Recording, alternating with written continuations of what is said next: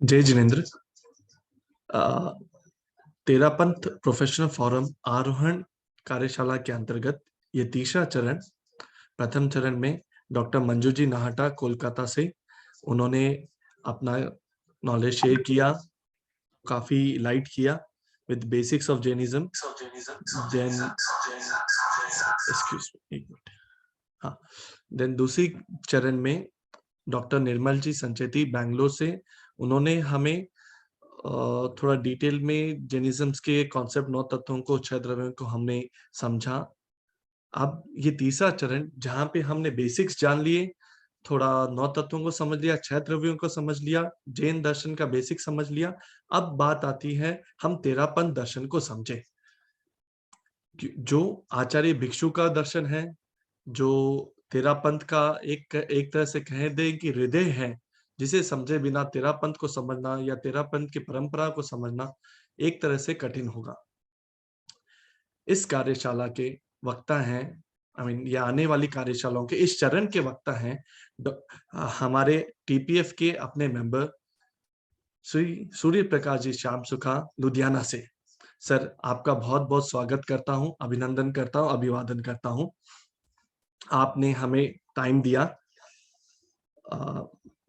Will wait for couple of minutes and उससे पहले मैं कार्यक्रम के स्वागत के लिए और सॉरी, हमारे आज के और आने वाली कार्यशालाओं के स्पीकर श्री सूर्य प्रकाश जी श्याम सुखा के स्वागत के लिए एवं सभी श्रोताओं के स्वागत के लिए निवेदन करता हूं टीपीएफ स्पिरिचुअल टीम के चेयरमैन निर्मल जी संचेती बैंगलोर से। सर, प्लीज अपने आप को अनम्यूट करें। आराध्य के चरणों में वंदन और सभी जुड़े हुए सहभागियों से सादर जय जिनेन्द्र। सूर्य प्रकाश जी का परिचय देना तो कोई आवश्यक नहीं है, क्योंकि सभी परिचित हैं, हम उन्हें सुन चुके हैं। नोएडा सभा से भी उन्होंने तेरापंथ दर्शन पर जो कार्यशाला ली थी, फिर उन्होंने संभवतः श्रावक के व्रतों पर भी कार्यशाला ली थी, जो काफी पॉपुलर रही हैं, और हम सब उनको सुनने के लिए काफी उत्सुक हैं, इंतजार कर रहे हैं। तो इस आरोहण में के तृतीय चरण में आपका बहुत बहुत स्वागत है, और बहुत बहुत आभार कि आपने हमारे इस आमंत्रण को स्वीकार किया और हमें जो है जानकारी देने के लिए आपने अपना समय उपलब्ध कराया। तो मुझे जैसा पता चला, ज्ञात हुआ कि आज भी आपका काफी व्यस्त कार्यक्रम है, कुछ व्यक्तिगत व्यस्तता थी, इसके बावजूद भी आपने जो है समय निकाल कर कहा कि नहीं, फिर भी जो है अपना जितना निर्धारित विषय था उसको पूर्ण करना है, और इसलिए आज से ही कार्यशाला शुरू की जाए। तो इसके लिए भी आपका बहुत बहुत आभार, और मैं अधिक समय नहीं लेता हुआ जो है आपको आमंत्रित करता हूं अपने विचारों के लिए। सर आए, उनसे पहले मैं सर का एक ब्रीफ इंट्रोडक्शन देना चाहूंगा। वैसे तो सर को एक तरह से इंट्रोडक्शन की आवश्यकता नहीं है, जैसा आपने फरमाया, बट बीइंग एक बेसिक प्रोटोकॉल है, और तेरापंथ प्रोफेशनल फोरम क्या आज मतलब इस चरण की ये पहली कार्यशाला है, तो मैं एक ब्रीफ इंट्रोडक्शन देता हूं सर का। श्री सूर्य प्रकाश जी श्याम सुखा, सर 1971 में बॉर्न हुए थे, एंड देन इन गंगा शहर बीकानेर। फिर वहां से उन्होंने अपना जो व्यावसायिक, जो उनका कार्य है, लुधियाना में है। एंड सर इसके साथ साथ बीकॉम, एमकॉम एंड एसीएस भी हैं। वो तो हो गया इनका what do call academical education qualification, but उसके साथ साथ सर 2011 से, संभवतः अगर मैं गलत नहीं हूं, तो उपासक हैं। मतलब एक कम आयु से, मतलब धर्म संघ से जुड़ना, लगभग 40 वर्ष की आयु से धर्म संघ से जुड़ना, उपासक श्रेणी में जाना एक बहुत बड़ी उपलब्धि मानता हूं मैं। उसके साथ साथ सर अन्य संघीय संस्थाओं में अपनी सेवा दे रहे हैं, और उपासक श्रेणी में भी उन्होंने नेशनल डेप्यूटी कन्वीनर रहे थे 2016 से 2020, और वर्तमान में अभी नेशनल कन्वीनर है उपासक श्रेणी के। तो ये भी अपने आप में गुरुओं की इनके ऊपर कृपा, विशेष कृपा मैं मानूं तो अतिशयोक्ति नहीं होगी। कि किसी को इतना अच्छा और अच्छी संस्था, एक उपासक संस्था तो नहीं है, बट एक अच्छे वो क्या कहते हैं उसे, एक अच्छी काइंड ऑफ प्रोग्राम और एक अच्छे प्रबुद्ध वर्ग का उनको संयोजन करने का मौका मिल रहा है। उसके साथ-साथ सर ने अनेक जगहों पे तेरापंथ दर्शन, बेसिक्स ऑफ जैनिज्म, श्रावकों के व्रतों पे कई कार्यशालाएं की हैं, जिनमें से मतलब मेरा अधिक संयोजन सर के साथ या कम्युनिकेशन रहा तेरापंथ दर्शन कार्यशालाओं के लिए। तो जहाँ पे सर ने समय-समय पर अपना समय निकाल के टीपीएफ को भी दिया और अभी वर्तमान में भी उन्होंने दिया। जैसे सर ने बताया, निर्मल जी ने, कि आज कोई मतलब पूर्व निर्धारित कोई कारण नहीं था, पर कोई अचानक कोई इमरजेंसी आ गई, सर को बाहर जाना पड़ा। आप देख सकते हैं बैकग्राउंड में शायद कोई होटल का कमरा है, सर वहाँ से क्लास ले रहे हैं।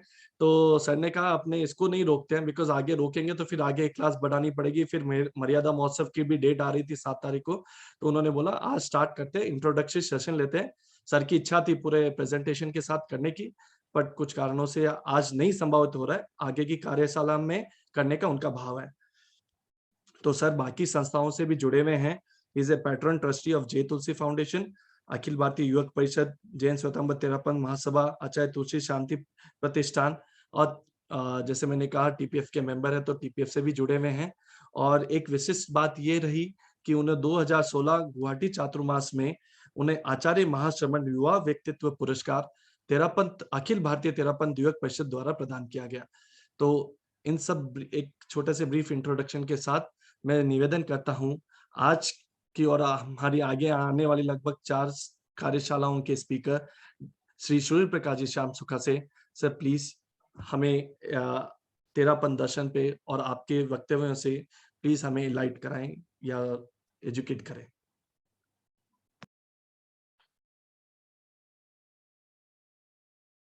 अहिंसा के अवतार भगवान महावीर के चरणों में वंदन।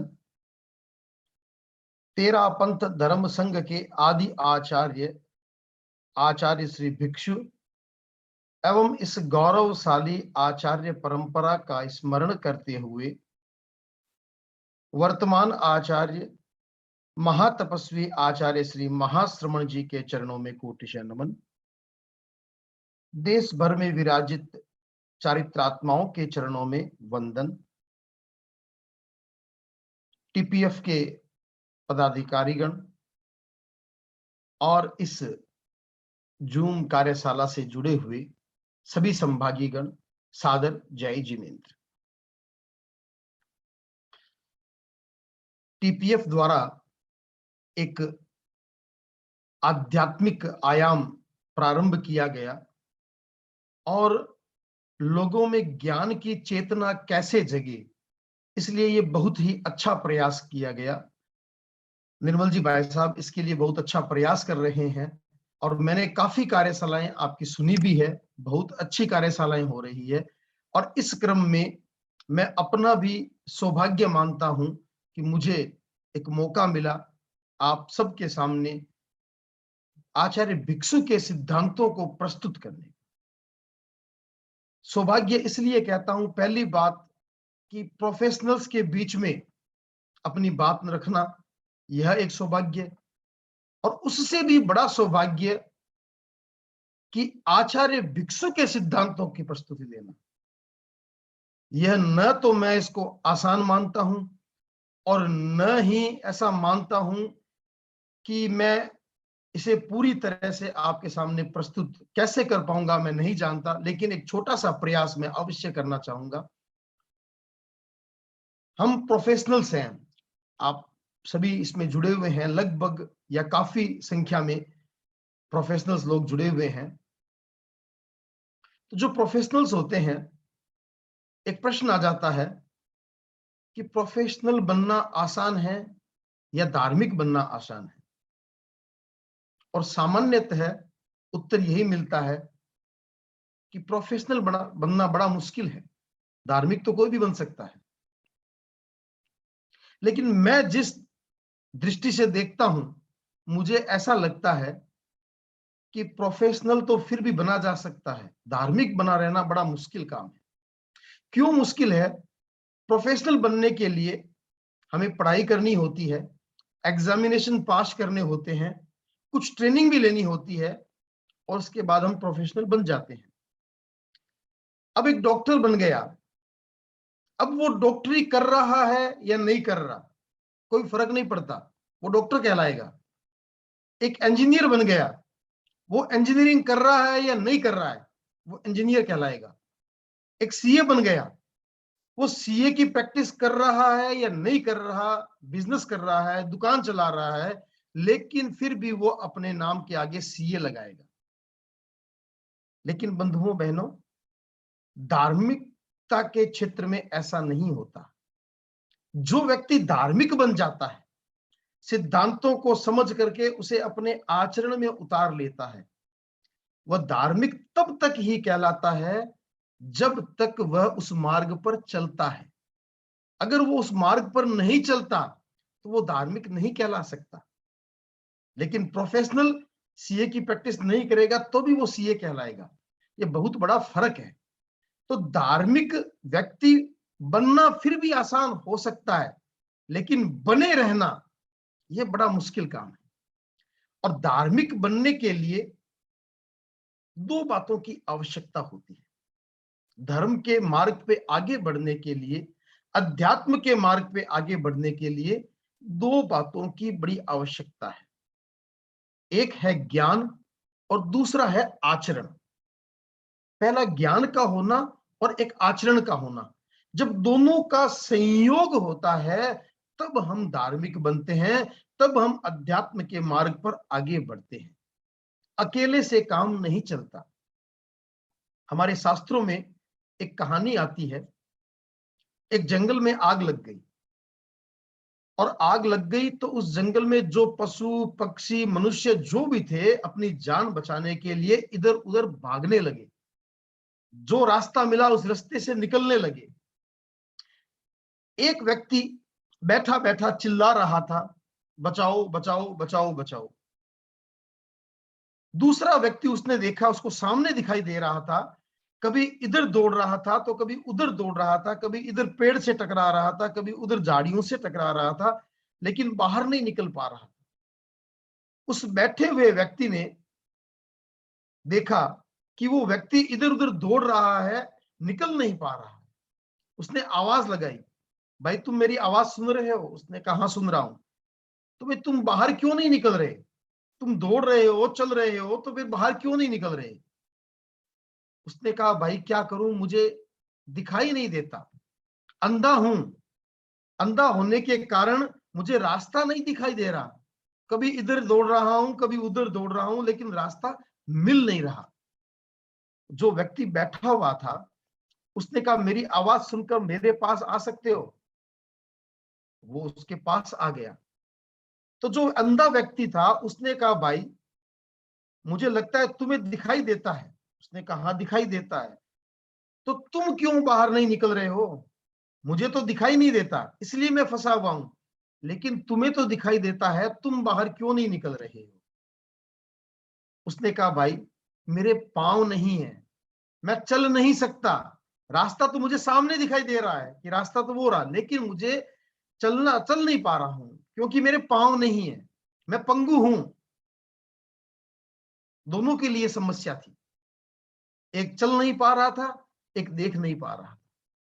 बैठे हुए व्यक्ति ने कहा एक उपाय है, हम बच सकते हैं। उसने कहा बताओ क्या उपाय है? यदि तुम मुझे अपने कंधों पे बिठा लो तो मैं तुम्हें रास्ता बताऊंगा और तुम चल करके रास्ते से बाहर निकल जाओगे, तो हम दोनों ही बच जाएंगे। उन्होंने वैसा ही किया। जो पंगु व्यक्ति था उसको अंधे व्यक्ति ने अपने कंधों पर बिठा लिया और रास्ता बताने लगा, और रास्ता बताकर दोनों ही सुरक्षित बाहर निकल गए।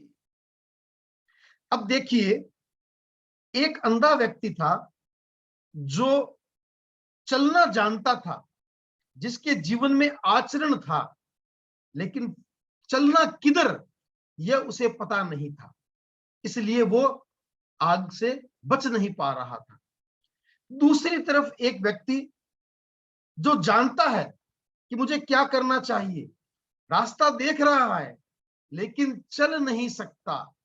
जब चल नहीं सकता तो वो भी बच नहीं पाता। दोनों का संयोग होता है तो व्यक्ति सुरक्षित निकल जाता है। जो अंधा व्यक्ति लेकिन चल सकता है वो ज्ञान रहित आचरण है, और जो पंगु व्यक्ति देख सकता है वो आचरण रहित ज्ञान है। दो बातें हो गई, एक व्यक्ति के पास ज्ञान है लेकिन आचरण नहीं है, और एक व्यक्ति के पास आचरण है लेकिन ज्ञान नहीं है। तो दोनों ही अधूरे हैं। ये दोनों भी अगर जब तक इन दोनों का संयोग नहीं होगा तब तक हम इस भव सागर को पार नहीं कर पाएंगे। इस भव सागर को पार तभी कर पाएंगे जब ज्ञान भी होगा और आचरण भी होगा। अब जितना महत्व ज्ञान का है उतना महत्व आचरण का भी है। आचरण के बिना ज्ञान काम का नहीं है और ज्ञान के बिना आचरण का काम का नहीं है।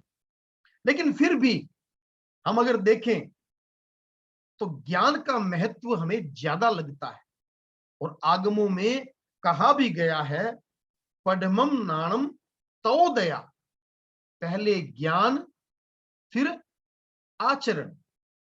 तो हम धार्मिक हैं, हम धार्मिक बने हैं, तो धार्मिक बनने के लिए हमें अपना आचरण सुधारना होता है, आचरण में धर्म को लाना होता है। लेकिन प्रश्न यह हो जाता है कि आचरण में कौन से धर्म को लाएं, कौन से सिद्धांतों को आचरण में लेके आए। यह बात चिंतन की है और जानने की है। तो कहने का तात्पर्य हमें पहले ज्ञान होना चाहिए और उस ज्ञान पे श्रद्धा होनी चाहिए। एक तरफ श्रद्धा है, दूसरी तरफ आचरण है। तो हमारी श्रद्धा किसके ऊपर हो?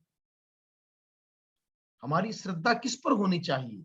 हमारी श्रद्धा होनी चाहिए भगवान महावीर पर, क्योंकि हम भगवान महावीर के अनुयायी हैं। भगवान महावीर के सिद्धांतों पर हमारी श्रद्धा है। भगवान महावीर के सिद्धांतों पे श्रद्धा होना तो अच्छी बात है, लेकिन वो श्रद्धा कैसे हो? जब तक हम भगवान महावीर के सिद्धांतों को जानेंगे नहीं, समझेंगे नहीं, तब तक उस पर श्रद्धा कैसे करेंगे?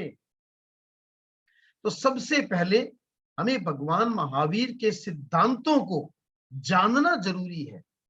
अहिंसा वास्तव में क्या है, हिंसा क्या है, धर्म क्या है, अधर्म क्या है, इन बातों को जब सही अर्थ में हम समझेंगे नहीं तब तक हमारी श्रद्धा भी सही नहीं हो सकती, सम्यक नहीं हो सकती।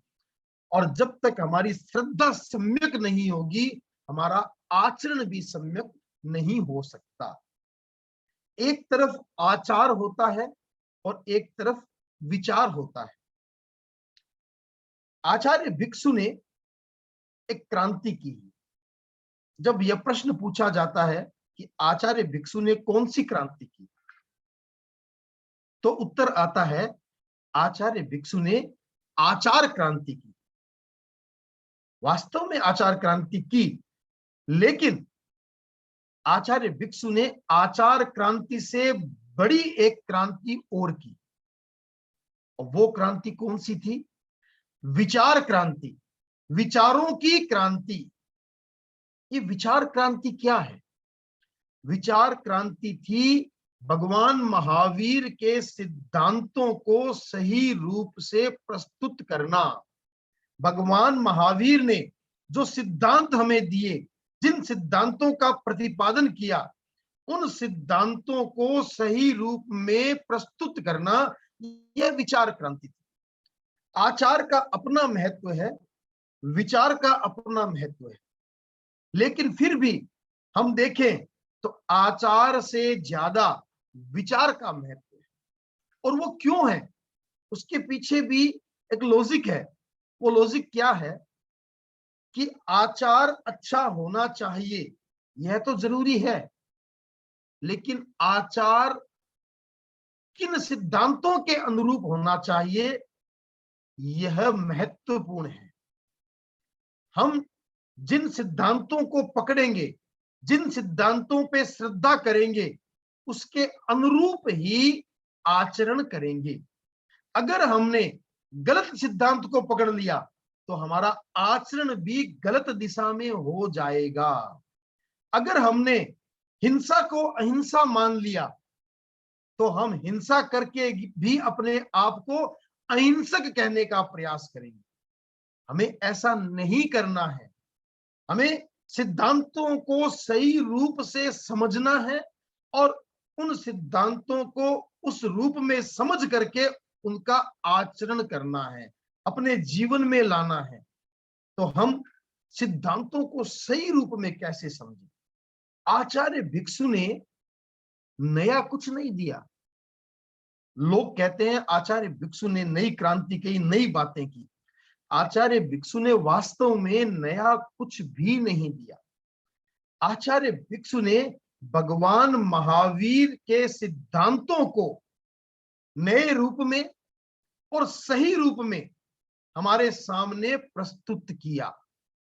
भगवान महावीर ने जो बातें बताई, जो सिद्धांत दिए, उन सिद्धांतों को आगमों के आधार पर, शास्त्रों को पढ़ करके और आगमों के प्रमाण के साथ आचार्य भिक्षु ने जन समूह के सम्मुख प्रस्तुत किया। यही तेरा पंथ दर्शन है, यही भिक्षु विचार दर्शन है। तेरा पंथ दर्शन कोई अलग चीज नहीं है, कोई नई चीज नहीं है, तेरा पंथ द्वारा दी गई चीज नहीं है, यह तेरा पंथ द्वारा प्रस्तुत की गई है। भगवान महावीर के सिद्धांतों को सही रूप में प्रस्तुत करने का प्रयास आचार्य भिक्षु ने किया। उन सिद्धांतों को हम सही रूप में समझने का प्रयास करें। जो बातें आचार्य भिक्षु ने बताई वह हर किसी के गले उतरती नहीं है। यह एक बड़ी विडंबना है। जब आचार्य भिक्षु ने दीक्षा ली और दीक्षा लेने के बाद जब उन्होंने आगमों का स्वाध्याय किया तो उस समय में कुछ संप्रदाय भगवान महावीर के सिद्धांतों को तोड़ मरोड़ करके प्रस्तुत कर रहे थे। भगवान महावीर के सिद्धांतों को सही रूप में प्रस्तुत नहीं कर रहे थे। आचार्य भिक्षु को उनमें विसंगति लगी और जब विसंगति लगी तो उन्होंने उसका विरोध किया, उस पर कटाक्ष किया और आगमों के प्रमाण के साथ सही बात को सबके सामने प्रस्तुत किया। लेकिन यह एक बड़ी ही विडंबना की बात थी कि कोई भी उस बात को स्वीकार नहीं कर रहा था उस समय में। लेकिन जैसे जैसे लोगों ने उसे समझना शुरू किया और जिसने एक बार समझ लिया उसने स्वीकार कर लिया। हम जो सामने बैठे हुए हैं तेरापंथी हैं।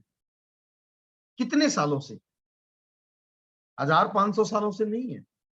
कोई व्यक्ति जैनी हो सकता है, 1000 साल से 2000 साल से उसका परिवार जैनी हो सकता है, लेकिन तेरापंथी नहीं हो सकता। तेरापंथी तो कितने सालों से हो सकता है? ज्यादा से ज्यादा कितने सालों के?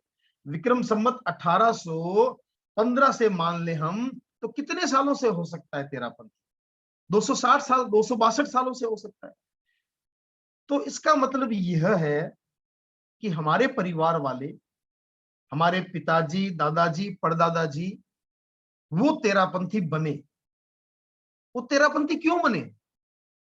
उससे पहले जैनी तो होंगे ही, उससे पहले हो सकता है वे मंदिर मार्गी होंगे, हो सकता है वे स्थानकवासी होंगे, लेकिन वे तेरापंथी बन गए।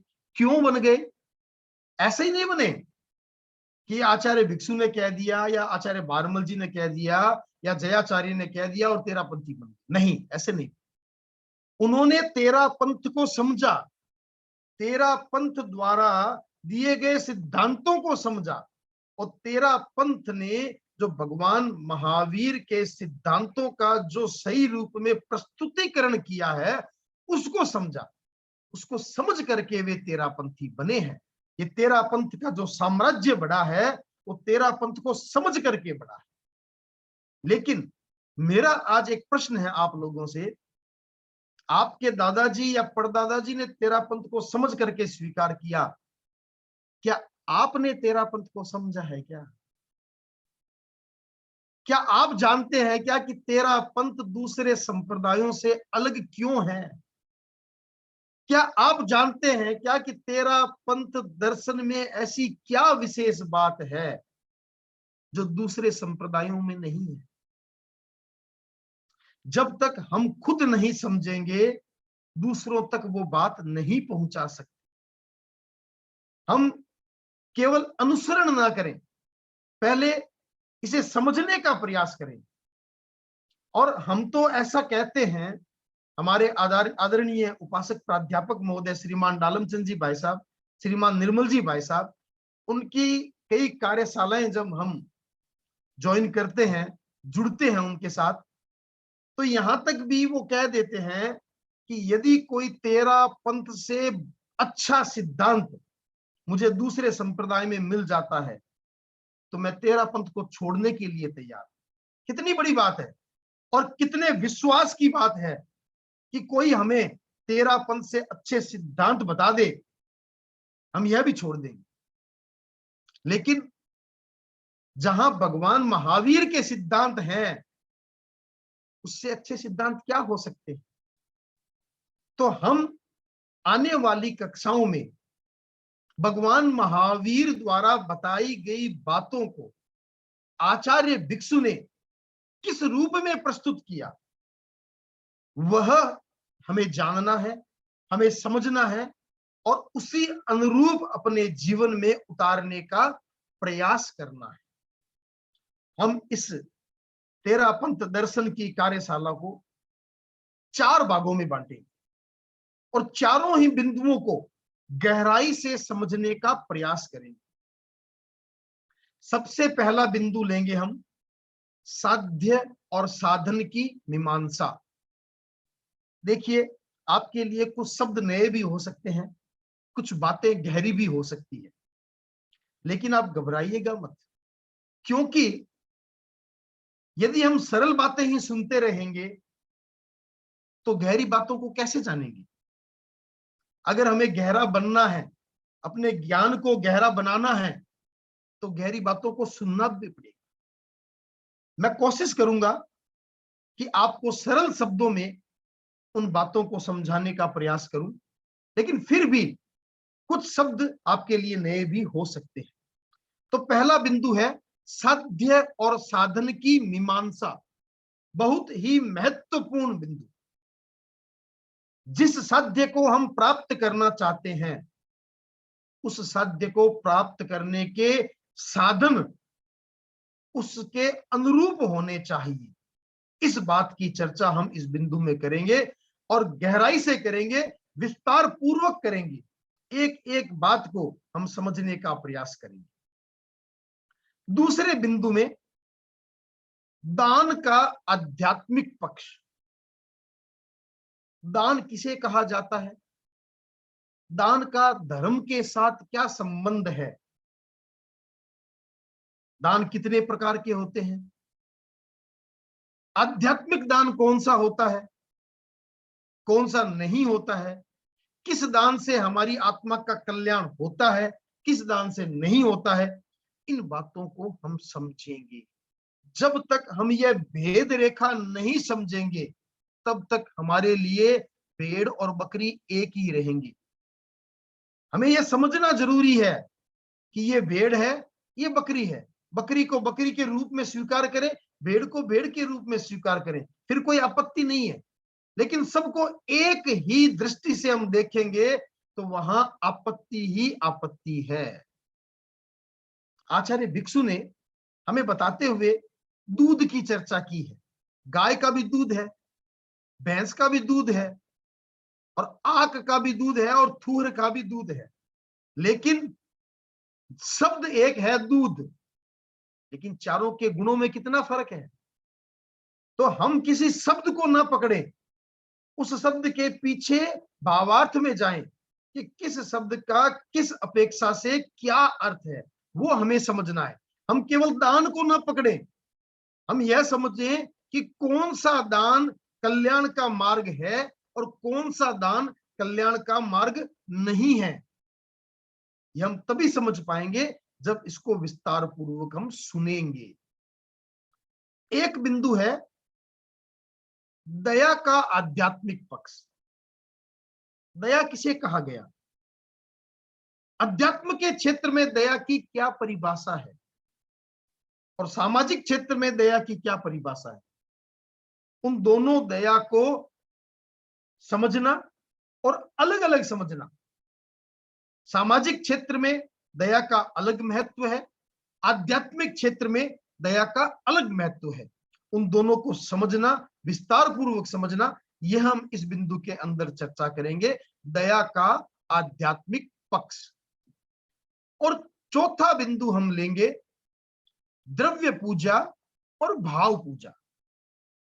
इस बिंदु के अंतर्गत सबसे पहले हम यह जानेंगे पूजा क्या होती है, पूजा किसे कहते हैं, और उसके बाद में द्रव्य पूजा क्या होती है, भाव पूजा क्या होती है, अध्यात्म के क्षेत्र में आत्म विकास की भूमिका में कौन सी पूजा स्वीकार्य है। इन बातों की हम चर्चा करेंगे। लोग कहते हैं कि तेरा पंथ धर्म संघ पूजा को नहीं मानता, पूजा पाठ को नहीं मानता। कितनी भ्रांति है, लोगों के बीच में कितनी भ्रांतियां पैदा कर दी गई। किसने कहा कि तेरा पंथ पूजा को नहीं मानता? कुछ लोग कहते हैं कि तेरा पंथ मंदिर को नहीं मानता। यह भी एक बहुत बड़ी भ्रांति है। मैं आप सबके सामने स्पष्ट कर देना चाहता हूं कि तेरा पंथ पूजा को भी मानता है और मंदिर को भी मानता है, मूर्ति को भी मानता है। जिस दिन हम इसकी चर्चा करेंगे आपको विस्तार से बताएंगे। ऐसा नहीं है कि तेरा पंथ न तो पूजा को मानता, न मंदिर को मानता, न मूर्ति को मानता। हम सबको मानते हैं। कैसे मानते हैं और कैसे नहीं मानते हैं, इस बात को हम जानेंगे इस चौथी कार्यशाला। तो इन चार बिंदुओं में हम क्रमशः एक एक बिंदु को लेंगे, एक एक बिंदु की चर्चा करेंगे, उसे समझने का प्रयास करेंगे। और इस संबंध में आपके कोई भी प्रश्न भी हो तो उन प्रश्नों को आप जरूर नोट करें। मैं प्रयास करूंगा कि आपकी जिज्ञासा का समाधान कर पाऊं, और हो सकता है कुछ ऐसी जिज्ञासाएं भी आ जाए जिनका समाधान मेरे पास न हो, या मेरी ऐसी क्षमता न हो कि मैं उसका समाधान दे पाऊं। लेकिन मैं अपने उपासक प्राध्यापक महोदय से या चारित्र आत्माओं से उसका समाधान लेके आप तक अवश्य पहुंचाने का प्रयास करूंगा। तो आप निसंकोच इन बातों को सुनने का प्रयास करें, समझने का प्रयास करें और अपने जीवन में उतारने का प्रयास करें और अधिक से अधिक जानने का प्रयास करें। क्योंकि जब तक हम जानेंगे नहीं तब तक हम उसे अपने जीवन में उतार भी नहीं पाएंगे। तो हम तेरा पंथ दर्शन, जिसको हमने इन चार भागों में बांटा है, इन चार भागों में बांटकर चार ही कक्षाओं में इसको हम समझने का प्रयास करेंगे। आज हमारी यह जो कार्यशाला है तेरा पंथ दर्शन के भूमिका के रूप में हमने रखी थी। फिर लोगों को उसकी भूमिका पता होना चाहिए कि भाई तेरा पंथ दर्शन है क्या। कई लोगों के मन में ऐसा है कि तेरा पंथ दर्शन तो बहुत ही कोई डरावनी सी चीज है। ऐसा कुछ नहीं है, यह बहुत ही सरल चीज है। आवश्यकता सिर्फ इसे समझने की है। तो हम इसे समझेंगे और समझ करके इसे अपने जीवन में उतारेंगे। चूंकि आज मैं ऋषिकेश में हूं, मेरी बिटिया का यहाँ पे एम्स में एडमिशन हुआ था, तो मुझे अचानक फिर यहाँ आना पड़ा उसके एडमिशन के लिए। तो फिर भी मेरा था कि हम क्लास मिस ना करें, तो हमने कहा एक आज भूमिका के रूप में एक कक्षा कर लेते हैं और अगले मंडे से कंटिन्यू फिर इसको एक एक सिद्धांत को हम लेने का प्रयास करेंगे। तो हमारे कई उपासक भाई बहन भी इसमें जुड़े हुए हैं। तो उनसे भी मेरा निवेदन है कि वे भी अधिक से अधिक संख्या में जुड़े, ताकि तेरा पंथ दर्शन के बारे में हमारी भी क्लैरिटी बन जाए, हम भी इसको सही तरीके से समझ पाए। इन्हीं शुभ भावों के साथ आज मैं अपनी वाणी को यहीं विराम दूंगा। अगर आज के वक्तव्य के संबंध में आपकी कोई जिज्ञासा हो, कुछ पूछना हो, तो आप हैंड रेज कर सकते हैं। तो आज मैं आपको समाधान देने का प्रयास करूंगा।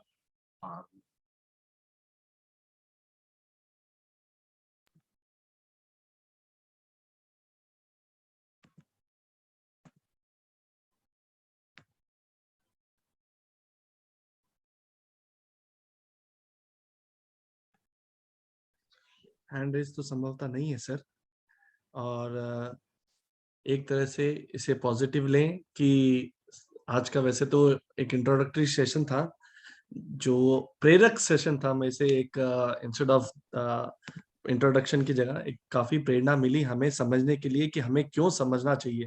जैसे आपने बहुत सुंदर उदाहरण दिया कि हमारे बाप दादाओं ने समझ के स्वीकार किया, हम तो सिर्फ इसे बस बाय बर्थ है इसलिए हम लोग फॉलो कर रहे हैं बस, या उसमें हम कहते हैं कि तेरापंथी है। पर हमारे लिए ये अत्यावश्यक है, जैसे आपने कहा, पढ़वम नानो तव दया, पहले हम समझें फिर हम उसकी अनुपालना करें, तो हमारे लिए आध्यात्मिक क्षेत्र में विकास का ये अनूठा कार्यक्रम हो सकता है कि हम तेरापन दर्शन को समझें। आज की कार्यशाला में या आज की एक तरह से प्रेरक कार्यशाला में हमने श्री सूर्य प्रकाश जी श्याम सुखा जी का उद्बोधन सुना। सर की कुछ कारणों की वजह से वो आज की मतलब इसको एक फुल फ्लेज कार्यशाला के रूप में नहीं ले पा रहे हैं, एंड उनकी इच्छा भी है कि इसको एक प्रेजेंटेशन के माध्यम से सुंदर ढंग से प्रस्तुत किया जाए ताकि सब लोग अच्छे से लाभान्वित हो सके। तो इसी भावना के साथ sir, Nirmal ji, with your permission आज की मीटिंग एंड कर दूं। ठीक है। आप एक बार आभार ज्ञापन।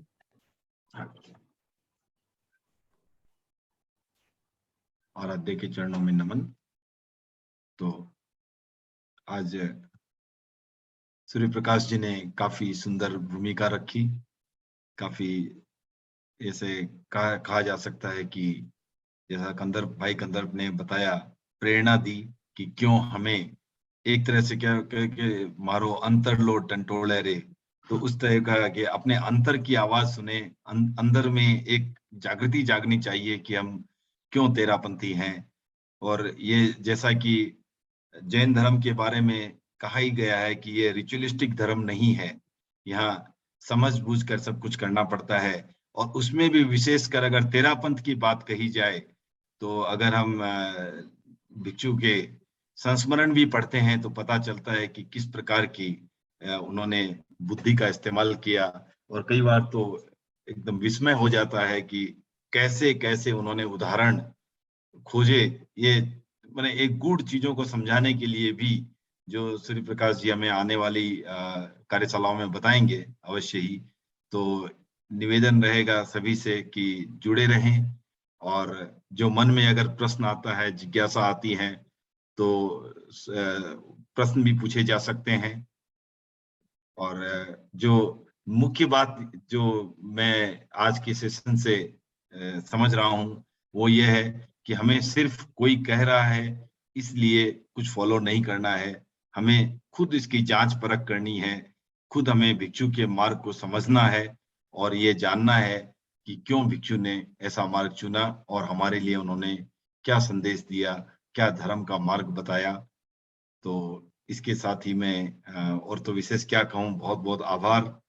व्यस्त पर्सनल कार्यक्रम के बावजूद आज आपने जो हमें प्रेरणास्पद बातें बताई उसके लिए बहुत बहुत आभार। और जो हमारे साथ आज जूम पर जुड़े हैं उनका भी बहुत बहुत आभार, और इसी तरह जुड़े रहें। और संभवतया हम काफी जो तेरापंथ दर्शन की बातें हैं उसको काफी विस्तार से और काफी क्लैरिटी के साथ जान पाएंगे। धन्यवाद। निर्मल जी भाई साहब, आभार आप सबका कि आपने मुझे ध्यान से सुना। बहुत बहुत आभार आपका। और मैं इस बात के लिए क्षमा चाहता हूं कि मैं आज बाहर होने के कारण ज्यादा समय नहीं दे पाया, आधे घंटा की ही क्लास हो पाई। तो नेक्स्ट मंडे से डेफिनेटली हमारी पूरी 1 घंटे की क्लास चलेगी। 45 मिनट स्पीच होगा, 15 मिनट क्वेश्चन आंसर के लिए हम रखेंगे। और मुझे ऐसा लगता है कि अगले सोमवार की जो क्लास है वो बहुत ही महत्वपूर्ण क्लास होगी।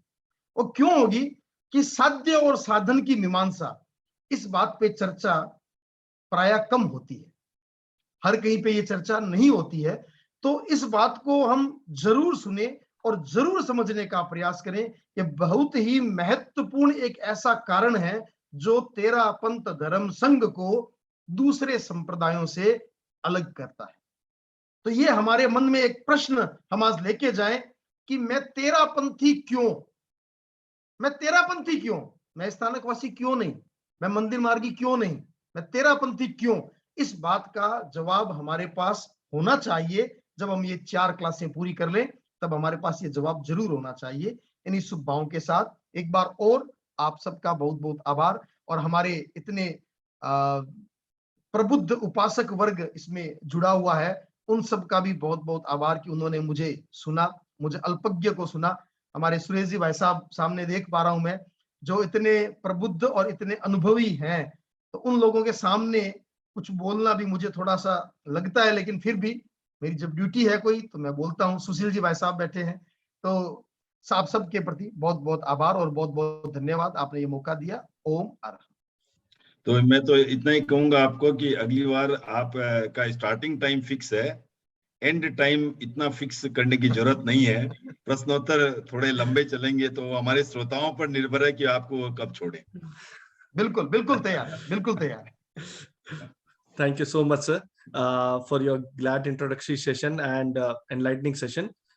With all of your permission, Surya Prakash ji sir's permission, Nirmal ji sir's permission, and सभी listeners जिनका उनके प्रति भी बहुत बहुत आभार, उन सबकी आज्ञा से मैं आज की मीटिंग को एंड कर रहा हूँ।